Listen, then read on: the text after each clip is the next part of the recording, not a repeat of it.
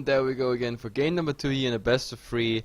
Isurus, the Argentinians, took it very convincingly in 11 minutes. Like they pretty much won all the lanes, and then one huge fight in the mid, which resulted in a complete team wipe for Tier here. Yeah, I don't know. And not to mention the fact now, there's even more hardship coming for Tier. The problem is they have 2 stand-ins now. One was already a stand-in who had to leave. One players of them actually had to leave. And the second game is on Brazilian servers, which means for the US guys, it's going to be even harder to make up for it. So even if they have a better game, they have the ping disadvantage. And yeah, so everything points towards Isurus beating them with a 2-0. But let's see, maybe they find some way to come back. And let's hop into draft. My name is Heflatv, and Grandis is casting with me. Let's go. Yeah, so straight into the draft, Isurus ban out the Doom and Batrider. No big surprises there on the side of MCSS. They'll ban out the Lycan, and this time they'll take out the Brewmaster, not wanting to give that away to Isurus the second time. And to be honest, the first game, their Brewmaster played wonderfully. He won his lane against an OD, which is a feat in and of itself, and then in the team fights, his micro was on point, and one of the big reasons why they stomped that game so hard in that last team fight. So yeah, it definitely makes sense that they ban it out. And MCSS get Shadow Demon Mirana as their first to pick up. So a solid combo. And we'll have to see how they're going to utilize it this game. Tidehunter, I'm not sure if I mentioned it, but is the pickup for Isurus Gaming, and a solid offlaner and teamfight hero for them as well. Yeah, absolutely. So Isurus already like saving their or getting the Ravage on their side as well as the Invoker, and at the moment it feels sort of at least a partial hero swap, because we had the Mirana Shadow Demon on Isurus if I remember correctly, and now we have them on, of course, the other side. It's always a nice synergy between those heroes, and well, the Invoker now also being swapped to the other team. Isurus, those guys pick it up. The Titan is the only change so far in the draft. When we look at the bans, the first bans, actually the Batrider and the Doom, they came out already in the first game. Lycan I think as well, but the Brewmaster wasn't banned. So this one we won't see, and yes, I'm a happy caster right now, no Brewmaster. Cheers! But yeah, second ban stage is now on the way. The Ancient Aberration is already getting banned out. Okay, a hero that gets very rarely now picked, even in the pro scene. I don't know, it had the huge time of the AA was really in 6.8, but I don't know, it just declined because the problem is the Ice Blast just needs too much levels and everything. More and more teams just ignore this hero, ignore him in the ban phase, ignore him even as a pick, but sometimes here and there we see him, and of course he's also very effective if he gets picked and if he gets the farm, but he needs that farm. He needs the Arcana Scepter, he needs the level, and therefore it's one of those candidates that can really fail badly, and if that goes wrong, there's just too much better alternatives in 6.81b. But on the other side we have a Slark, and now both teams struggling a bit picking a second one, and actually, no, there it is, a Silencer, and that's actually a ban that I can absolutely understand. I just don't want to have the Silence against them, because then the Invoker and the Titana couldn't do anything, and they definitely need to secure that Ravage getting through. So yeah, something I absolutely understand. Yeah, especially if that was a position 1 farming Silencer, and you have like 14 seconds where your silence for Tidehunter and Invoker is completely awful. It's effectively just dooming both of those heroes, because neither one of them are going to be building a BKB early. Tidehunter probably never wants to build a BKB until later on in the game. Maybe it's like a luxury item. It's like I think there's a below 5% BKB rate on a Titan. I have to look those stats up, but I'm pretty certain of that. Like, it's just the item you don't want to build on that hero. There's so much else you want to go for. Yeah. And similarly with the Invoker, getting a first item BKB can really stop your impact on the game. I believe this game the Invoker is probably going to go Exhort. I think the extra damage would be very useful for them. And also, since they're on the dire side, having the Forge Spirits is good for an early Roshan, which could be to Isurus Gaming's benefit. The last ban coming out in the second ban stage is going to be a Witch Doctor taken out by MCSS. That's one of those bans I will always say as a caster, like, okay, you can do it, you don't have to. Muchos, okay, I don't know, it's, sure, Witchdog it's getting utilized as of late by a lot of teams, but mostly in combination with something like a Void, for example, Chronosphere plus the Death Ward. That's always a nice combo. But I don't know, it's definitely not something you want to go in the second ban stage. And so far I also don't see anything that is so vulnerable against the Witch Dog, you know? I mean, we have a Mirana, can leap out even off the bounces, okay, Shadow Demon, but you can nuke down the Shadow Demon with anything. And also the Ember Spirit is nothing that actually is, I don't know, luring somehow a Witch Dog ban. So I don't really understand this ban, I have to admit it. But now we see the Ember Spirit. Actually, Ember Spirit was banned in the first game, if I'm not mistaken. Instead of the Brewmaster, we had the Ember Spirit ban. So, or was it in the game before? Oh god, I'm casting too much. Too many games, and therefore I'm not quite sure. I can't remember the first game. But either way, Ember Spirit it is. And of course, Ember Spirit, it's one of those heroes where also ping matters a lot, because you want to get those slide of fist into the chains combination, as well as like being fast on your remnants and everything. It's a hero, especially if you chase something with that hero, like your ping should be low, and that's why, I don't know, it's one of those picks. If you face a high ping server in a competitive Dota match, then you don't want to pick something like that if you really have a far server like from your location. But let's see how it works out. I mean, in the end, with a lot of farm and sleight of fist, there's nothing you can really do wrong, but you have to get it through, and getting that farm will be the hard part. Yeah, definitely. I don't know. Ember Spirit has been respected a lot by MCS as the, or rather tier. He was banned out by them in the first stage instead of that Brewmaster, and I'm interested to see how they'll utilize him, especially if they're able to time off those sleight of fist steering chain combos, as you said earlier. This is more than likely going to be a Flame Guard Ember Spirit. I think that the sleight of fist chains build is just a little too weak after the nerfs, and I think the Flame Guard build is generally all around better, especially with all of the magic nuking damage coming out from the Invoker and Skywrath Mage. I think it's going to be a necessity for Ember Spirit. Yeah, absolutely. And like Storm Spirit, Ember Spirit, pretty much all the spirits, those heroes are getting really fast and easy countered by, of course, stuns and silences. And yeah, with the Skywrath Mage, the Ember is already facing quite something. I mean, there's one upside when it comes to Ember Spirit compared to Storm Spirit. If you're silenced and you had the Flame Guard up already, at least you have like this little buffer of Magic Absorb, especially against the Skywrath Mage, that can keep you in. But then again, if I look at all the magical bursts that's coming, I mean, you have an Invoker, you have a Skywrath Mage, you have even a Tidehunter, and now a Queen of Pain as well. So there's a lot coming your way, and no Flame Guard on this planet is gonna save you from this burst if it actually, yeah, converges on you pretty much. Everything focused on you, no chance whatsoever. But Adaxia is also coming out, as well as the Queen of Pain. And this Queen of Pain, well, that's definitely interesting. We had that last game already that we weren't really sure who was going mid, because there were multiple candidates for it. What do you think? Invoker again on a safe lane and the Queen of Pain in mid? I think so. I don't know. I think all four of these heroes could go mid up against an Ember Spirit. Even the Tidehunter does very well against Ember in lane, but I think it will be your Queen of Pain in the mid lane, Invoker towards the safe with Skywrath Mage's support, and then Tidehunter towards the off. Yeah, absolutely.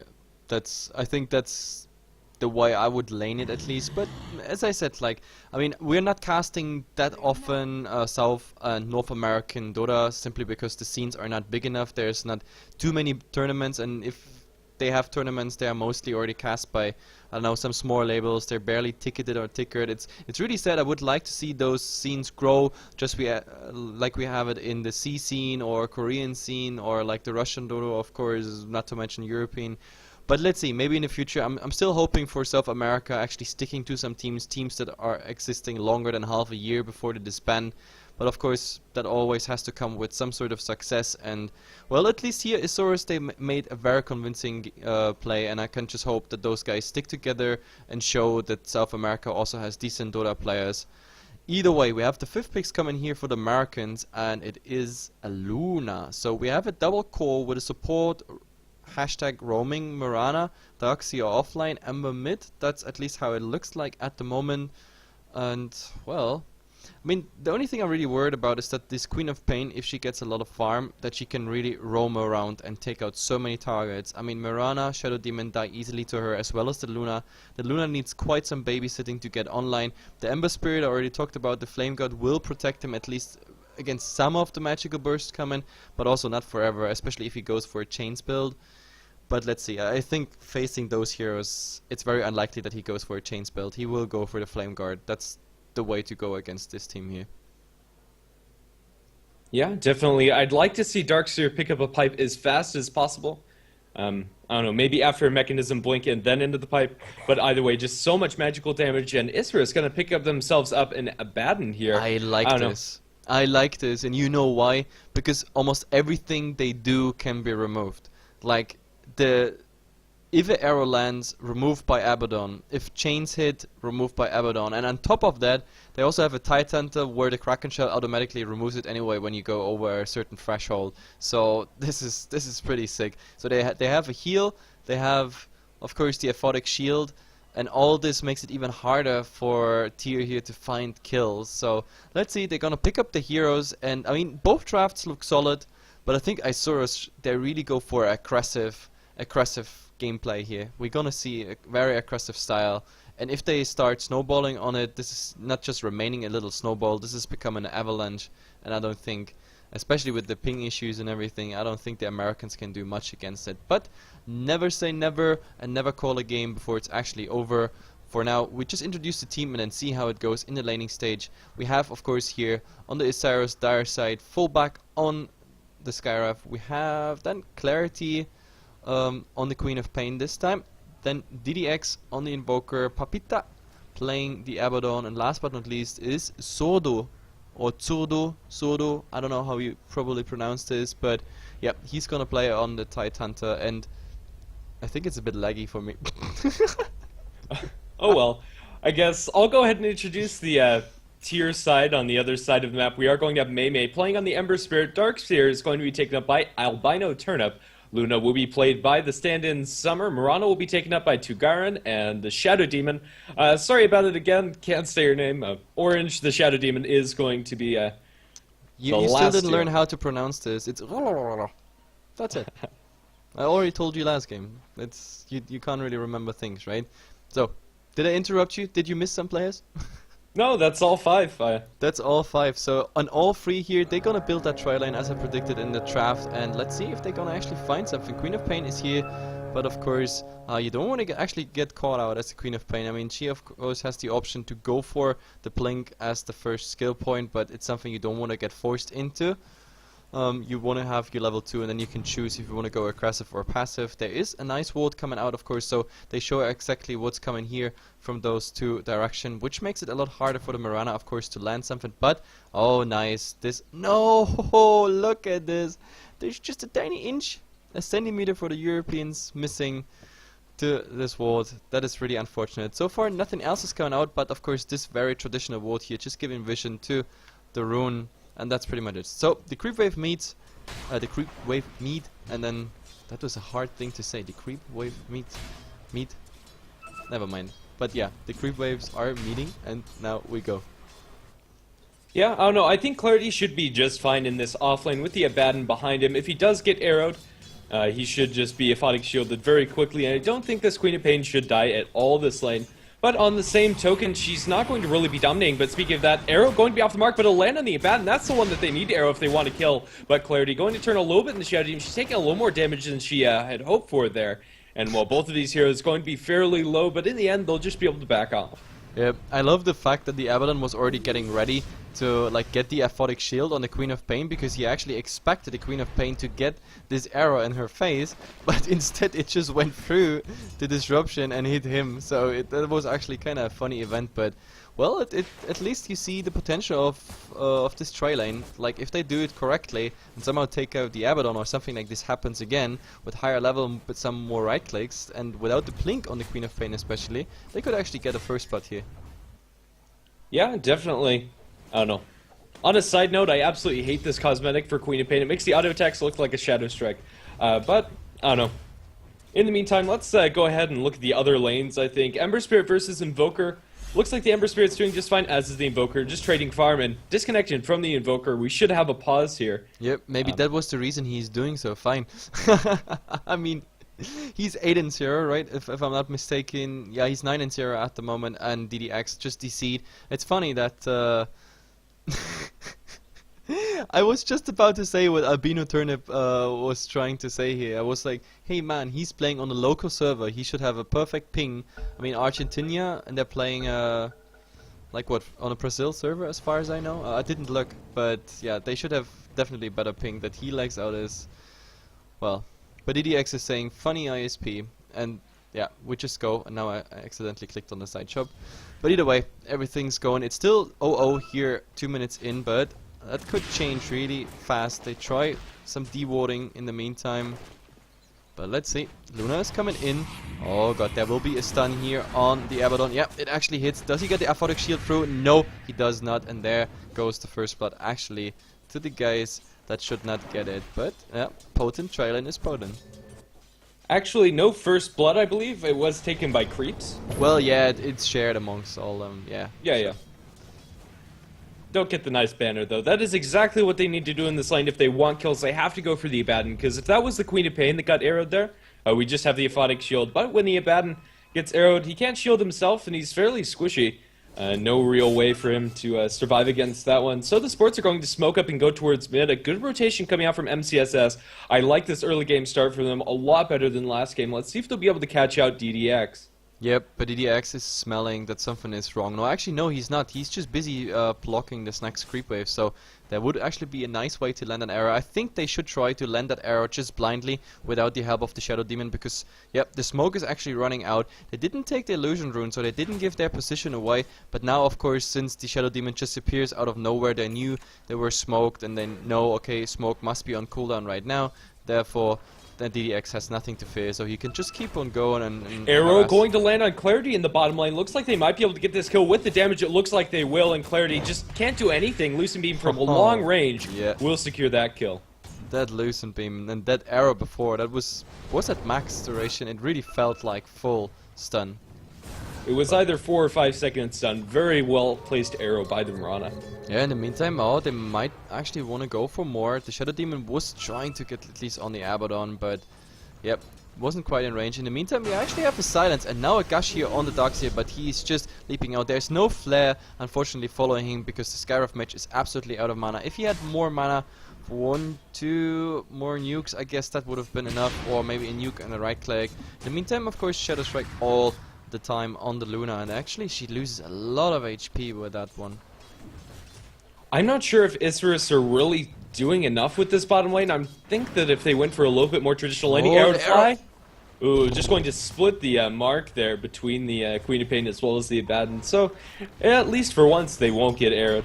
But this Mirana has been pretty on point with those arrow angles. That was a nicely played arrow, or placed arrow, and, well, Clarity just with the good presence of mind to dodge it. Yep, they still have one problem though, like the permanent harass of the Queen of Pain actually left the mark here on the Luna. She is, well, on her last tango. It's just ticking, it's just stopped ticking, so she just got her 1 HP as she has left, and therefore she has to be really, really careful. The Queen of Pain could take her out anytime. The next harass is coming, and look, they really want to go for it. Oh my god. And Blake forward, Scream of Pain, arrow going to be off the mark, and now they're going for Garen. He'll be able to leap away to safety, but getting a kill on the Luna there is going to make this offlane go a lot better for Isurus. Even though they gave up the first blood, they put a lot of pressure on this Luna. She's not farming particularly well, only 69 and now giving up a death. Not really where you want your safe lane Luna to be.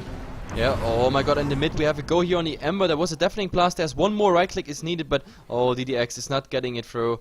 Too bad, but yeah, that was the cold snap, of course, and he had no flame guard, therefore going for full-time damage. Also unfortunate for him, he has no Remnant here, as well as no mana, nothing. That means he can't use the TP back and Remnant forward thing we usually see, or what we see by Kunkka, for example, with X mark the spot, which is very efficient and always worth it. But now, oh, we actually saw a nice arrow there. That was for Abaddon, but he used the illusion rune, and the illusion, of course, just soaking up that arrow. Yeah, well, it looks like bottom lane's going to cool down. Actually, Summer, he's running at them. Summer? Yeah, let's see, he does have... It's very, very ballsy what he does here. Yeah, I don't know. I think they might have been able to go for that. Oh, maybe arrow. baiting out this arrow. It's going this to land one on. that hitbox. But with the aphotic shield taking it off, Yes. Clarity will be able to back off. So a little bit of hype for nothing. But still, keeping on throwing on those, or throwing those arrows, I think that's just what you need to do. Maybe if you hit the Abaddon there, or if he's just a little slow in the reaction time, maybe you'll be able to notch a kill. And still, just putting that psychological pressure on that lane, knowing that the arrows are going to come there, is going to leave a mark on the Isurus. Yeah, I mean, it's also still damage. It's still quite a lot of damage. Of Arrow in mid, it's going to land on DDX, a very long-range arrow, and I think he's very dead. With the follow-up chains, they'll be able to... I don't know, 2 Garen has really impressed me with his Mirana. Yeah, apparently low ping is securing a lot of arrows. No, but he has been awesome. But bottom lane, they just nuke that Luna down, like the Gush and the Aqua Smash, plus of course the Magic nuke by both players here, the Abaddon and the Quab, just finishing his life, or her life rather, the Luna. Like, she's really poor. She's really poor. 21 and 9, died twice, just being too ballsy on the lane, and every time they land a nice arrow. Oh, but in the mid, deafening blast as well as the cold snap, but it's just ending up as harassed. And of course, you use that nice mana influx when you come back from tower, but oh, in the meantime, they want to go on the Queen of Pain. Oh, Soul Catcher going to be off the mark. They will get Lucent Beam onto Clarity. The Aphotic Shield should keep her alive for a little bit longer, but Pepita will fall to the right clicks coming out from MCSS. Yeah, absolutely. That was a good decision here by Tyr, of course. The Queen of Pain getting away, the Abaddon just throwing his body in front of the bullets coming there. So Aphotic Shield just to save the Queen of Pain. I mean, unfortunately the arrow didn't hit, so they could have baited that Aphotic Shield earlier out. But in the end, of course, the Abaddon, well, he has to decide between him dying or Queen of Pain dying, and he decided, hey, Queen of Pain, you need it much more than I do. And therefore, that was, I guess, the best decision. But yeah, this Aphotic Shield, I said it in the draft already, it's doing so much work. But in the meantime, I think they pinged already out here on Albino Turnip. He might be in trouble. Is there silence maybe coming out? Cold Snap, the silence will get through, and yeah, they don't even need the last projectile flying there towards him. That's an easy kill, especially with a hasted Invoker. Yeah, Surge was on cooldown for another 4 seconds, so he didn't even have it, and then they silenced him up. Very good follow-up coming out from that Scarlet Mage, a very easy kill for them to notch in this top lane, and DDX, he's getting really huge. He has the Midas finished at 8 minutes, or almost 9 minutes here, but after going for Power Treads, a very worthy timing for that Midas to be finished, and, well, he's looking to have a huge impact on this game. Yep, absolutely. DDX Invoker will definitely rock the show here, but let's see. I mean, the Midas is up, of course. It's a very nice Midas, and wow, okay, I did not expect this one coming. Queen of Pain going down by solo Ember Spirit, just like that. Too fast to cast. I didn't see this one coming at all. Like, I just saw them stand off, had a look, and that's it. She just dropped that with the chains build here. 4 points Flame Guard, 3 points Searing Chains, and that's pretty much it. There would have been support at the side rotating, but look at their HP. Like, the Skywrath Mage definitely not in a position to go for anything, because the Ember could just snack him away with just one chains.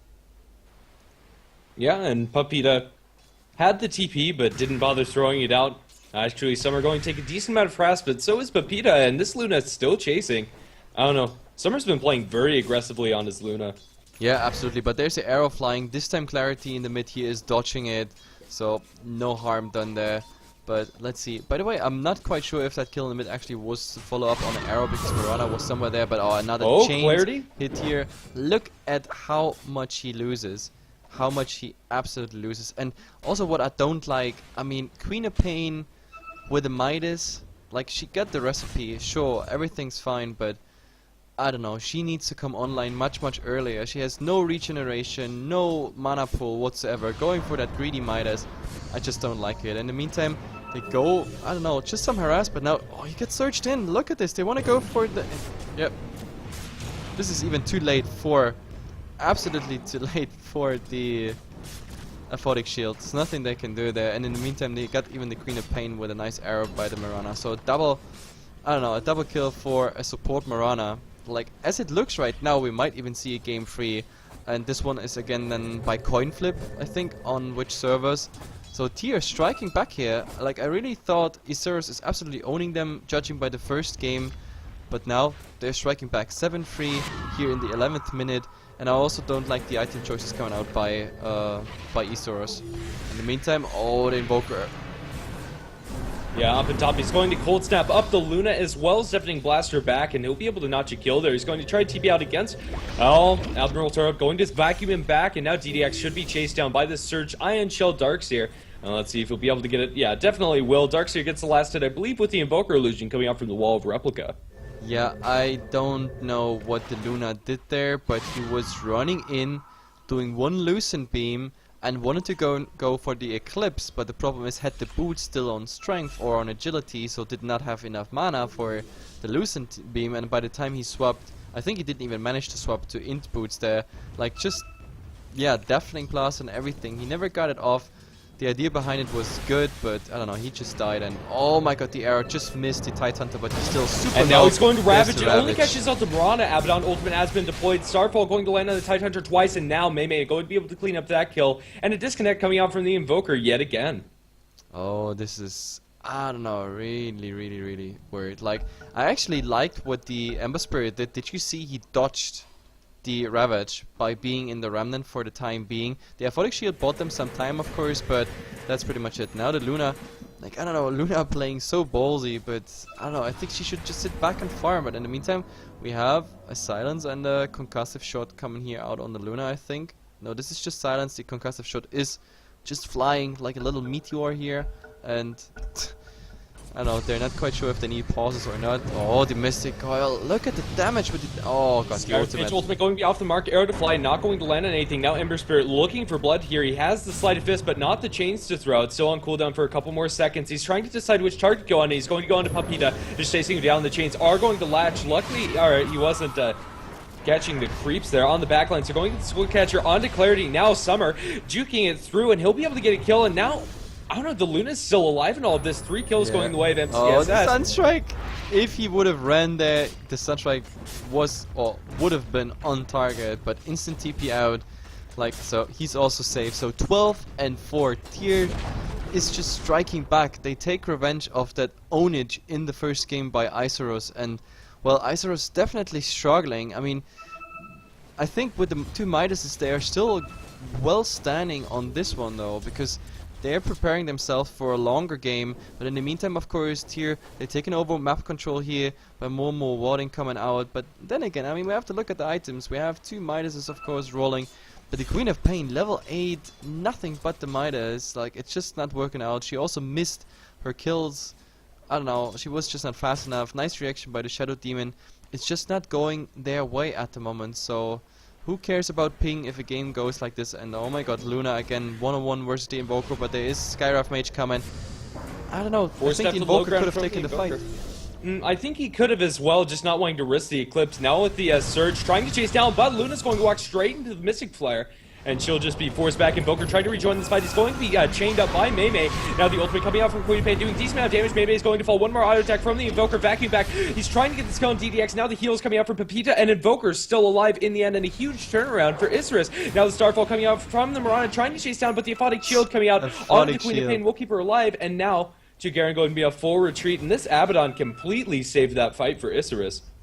This Abaddon just gave the Mirana a huge middle finger, like a huge one. This was crazy safe by him. Like Skywrath Mage surviving with less than 200. The Queen of Pain like surviving due to that Aphotic Shield, and even the Invoker being super low there. That was a very unfortunate fight for Tyr. Like very unfortunate.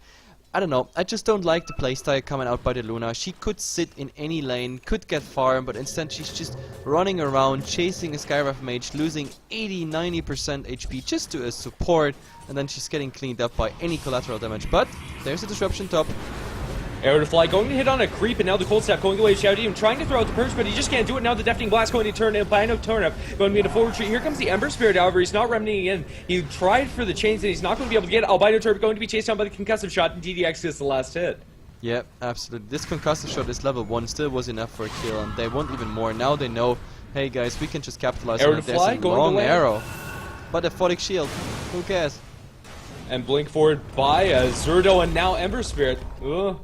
Going to Remnant back through the trees. Everybody on the side of Isurus is there. Now he's going to get cold snap up, silenced and blown up. Skywrath Mage ultimate not even landing, not needed. And that might be the ping talking there. Ember Spirit completely, I'm not sure what he was doing. Walked into the enemy I have team. no idea what he was doing, but that looked just like 3-2-2.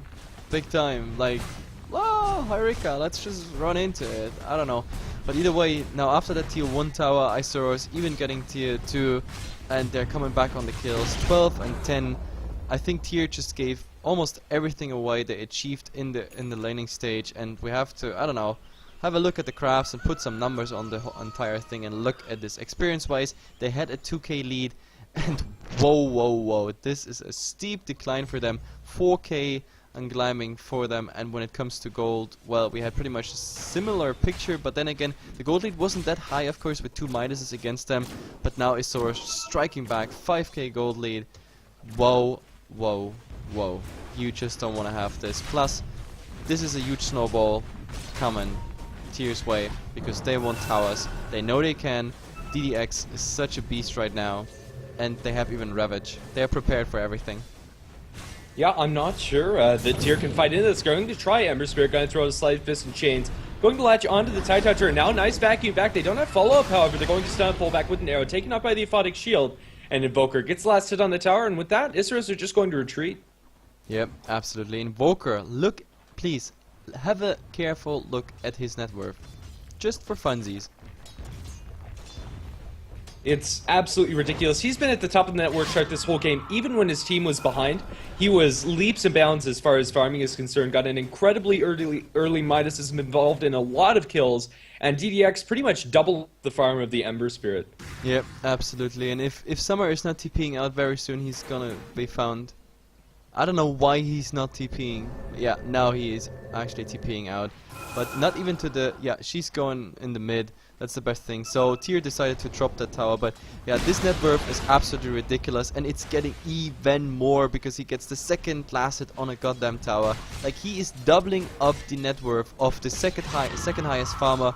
And yeah, also a fun fact, the second highest farmer, no, it's not a carry or core or anything of the enemy team. No, it is the Tide Hunter. Not even the queen with the Midas is anywhere close there. So wow. And yeah, Isurus, I don't know, they're just snowballing now. They took like 3 towers in what, less than 2 minutes, and now we're in the 3rd minute, and there's the 4th tower going down for them. All tier 1s lost, and they even rotate up a in top, rainbow Ravage color. going to catch out a lot of heroes, and some are just blown up by all the nukes. Arrow going to be off the mark, this time down the Invoker. Now Albino Turf going to be cold snapped up with the Forge Spirits attacking him, as well as Queen Pain. They'll be able to take the Darks here in 2 pickoffs.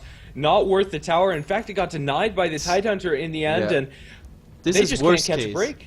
This is absolutely worst case scenario. Like, it couldn't have been worse. Like, I was asking myself all the time, okay, fine, Isurus is like on a little snowball, so let's stop them by trading towers. But they didn't trade towers because they didn't have any pushing potential, and the only trade they finally did, tier 2 trade attempt for a tier 1 in top, turned out to be a complete disaster. Tower not going down, 2 heroes falling, so they equalize the scoreboard 12 and 12. The Invoker now on 12k net worth. The highest farmer is the Ember Spirit on the other side with 6.5k, and I don't know, like Tide Hunter, Quap, and double this net worth, even the Invoker. It looks just as dire as game 1 looked. And now we're at the 19th minute. Roshan, of course, still standing. He absolutely doesn't mind at all, but now, of course, he's gonna get involved. He's gonna give a nice Aegis to Isurus, and with that Aegis, I think if they want to go systematically, they can just go in the mid, get that last tier 2, and to be honest, the way they are rolling at the moment, and they are really steamrolling, I think they can go high ground right now. 20 minutes, no problem. Next Ravage, 60 seconds after this Roshan, after the tier 2 tower, they are ready to fight again. Everything else is ready, even in 40 seconds Sonic Wave. Why not? I think they'll wait up for the pipe coming out from the Tide Hunter to pretty much negate the entirety of the damage that Tier are relying on to win some of these fights. With a pipe on their heroes, they're pretty much immortal. And at that point, there's nothing really stopping Isurus. Still a little bit of ways away from that pickup on Zerto. But for now, they should be able to go to the tier 2 tower, and in the jungle, Abaddon playing incredibly aggressively, but he can get away with this. There's really no way to punish. And look, they prepare already that push in the mid. There is one observer ward coming out here, and another one here on like for the uphill vision. So that means they know exactly what's going on, and it looks like Tier now maybe wants to go for a push. At least they show the Mirana and the Darks here as split pushes, but there's of course 2 people close by that might actually get a gank. But I don't think Isurus cares. Why should they even care? I mean, they have all the blink initiations they got. They can stick together, play as 5, just get the tier 2 tower for a tier 2 tower trade, and then go tier 3, because Tier has to go back. If they oh, up in top, there's a TP in from the Tide Hunter. It looks like he's going to get a kill onto the Luna solo after dropping the Ravage, and he's still standing just so darn tanky. The Iron Shell's doing decent damage, as is the Purge, and it looks like he's going to fall eventually, playing Ring Around the Rosies with Albino Turnip, and eventually he's going to fall. Mirana gets the last hit. Sunstrike going beyond the mark, coming out from the Invoker, snipes out the Darks here. And DDX. What a Sunstrike. Yeah. Silence going the way of the Ember Spirit, but that TP from the Tidetender, not sure if it was... Yeah, it was definitely worth it. They're going to lose their tier 2, but it doesn't matter. Tier 3 tower under heavy siege coming out from Isurus, and they should lose this very easily without, like, the huge vacuum back into, like, I don't know. Ember Spirit doesn't even have his Battle Fury finished, so not even going to have that cleave damage coming out. And it looks like we're going to have a fight to break out, maybe. Well, Sunstrike coming out on the backline. It's not going to land, however, and here comes the Eclipse, going to drop down the Queen of Pain. Now, they're getting decent damage, I guess, but Summer's just falling so quickly. Now, Discard's Mage Ultimate is being split between heroes, and eventually, the Disruption will keep her alive for now. Queen of Pain did fall in the midst of all of that. Well, looks they like defend their axe. And to Yeah. be honest, also quite unlucky. There, yeah. The arrow is still flying. Actually, oh, it that connects! walks into it, and now Ember Spirit going to Remnant. That Remnant got an easy kill on the Scar's Mage, but now here comes DDX. He has the Aegis, so doesn't really care. The Deafening Blast, not sure where it's pushing him actually. Now he's going to Force Staff away from the wall of Replica, and now Mei. He's caught in between 2 and Tidehunter. They're going to be able to get a double kill to the Invoker. TP attempt coming out from the Abaddon, I believe, and he was able to make it out. Cold Snap going the way of Albino Turf. Now Sunstrike from the trees, and he'll snipe out a triple kill. DDX What looking for a more beast. Shadow Demon. But he's gonna die for this, at least once. But I don't Aegis, know. just bringing him back. Now Force Staff forward, he's going to blink as well, Ice Wall onto Summer, and now she's going to be disrupted up, but it's just going to give them the time to get the kill on the Shadow Demon. Now they're going to start focusing onto Summer, and Summer's going to fall, and they will get the kill on the Invoker with the Sleight of Fist coming out from the Ember Spirit, and a lot of gold going the way of the Ember indeed. Queen of Pain is there, and Mei needs to be careful. We still give a lot of this damage side of ice coming out from Clarity, Sunstrike, buyback from the Invoker, Rampage! Rampage buyback. Going to land on the Tidehunter. Now they're looking for this kill on Ron, and it's just never ending. Invoker going to join the fray shortly. DDX is my MVP for this match. Absolutely amazing show he's putting up here. Now Mirana silenced. Now there's the flare already and all that damage. Miss Coil as well. So she's getting cleaned up. There's no buybacks left, I think. No, the Darkseer is just a tiny bit short. The Shadow Demon's still alive.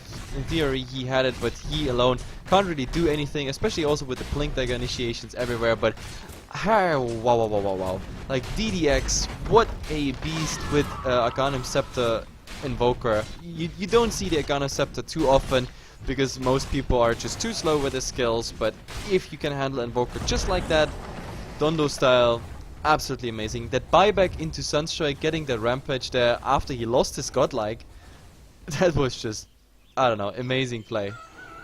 Mad style points for DDX, and now it looks like they're just going to continue the push, and why not? They've already gotten the racks, and there's really nothing stopping Isurus here. If the Invoker dies, they could be in a little bit of trouble, but even then, they have the Ravage now. Tidehunter actually is lacking the mana. Has the Arcane Boots coming out from cooldown. Mirana Ultimate has been deployed. They're going to arrow up the Scar's Mage. It looks like they're going to lose him. They will with the Sleight of Fist. Ultimate popped out by TD. Here comes the Sunstrike, Deafening Blast, Meteor combo going to land on a lot. Now the Ravage going to fall up. They're going to be able to get 3 kills off the bat. Now the Shadow Demon should be chased down here. He's slowed up. GG called up by the Ember Spirit. Now they're going to switch targets to the Mirana. They should be able to get a full team wipe to round out this game. What a wonderful game coming out from Isurus. It looked shaky at the start, but they came back in a big way. Wow, I just have to say wow. I mean, I actually thought we were going into game number 3. The start at least suggested it, but the way Isurus came back, even the greedy Midas choice worked out. I mean, to be fair, like the Queen of Pain had a very limited impact on that game, but if that game went any later, like any later stage, then of course the Queen would have gotten even more impact. I don't know, I think the Luna should have farmed more instead of this aggressive play, but either way, Tyr is losing here. Isurus is taking this win 2-0. It was a lot of fun to cast those like Argentinian players. Very convincing, very skilled, look good, and I wish them all the luck in the further playoffs here for the Division 1, because I actually think they might belong there in the Division 1 America. I think they have a decent spot there. Either way, my name is Heflatv, and the caster you heard all the time with me, that was Grandis V. It was a pleasure to bring that cast to you. It's the last one for today, at least for CET times today. In a couple hours, or not in a couple hours, in a few hours at CET times 17 CET, we are back, of course, with the GG League, where we have Ush versus K5, Power Rangers versus Cleave, and some more games coming, of course, from the JDL, even America in the night or the next upcoming night. Until then, Really thank you for your support. Thanks for tuning in. If you like what you see, of course, give us a follow on our Heflatv 1 and 2 channel, as well as Heflatv. These are our English channels where we always cast our tournaments. And of course, if you want to know when we are coming online, or if you just want to support us, Twitter and Facebook. If you missed the games and you just want to see the amazing DDX Invoker again, the games will be soon up on our YouTube. And even there, every like helps us. And not to mention, our subscription is available to you now for a week. The emotes are just amazing. Here and there I post them sometimes in chat. If you want them, subscribe and help us to stay online here, at least so we can pay the electrical bill for keeping up the computers that stream those amazing games. Either way, good night for me. Grandis, you probably still have something left of your day. Good night, guys, or good day, wherever you are and with whatever time zone. See ya, and see ya soon. Yep, see ya. Thanks for watching.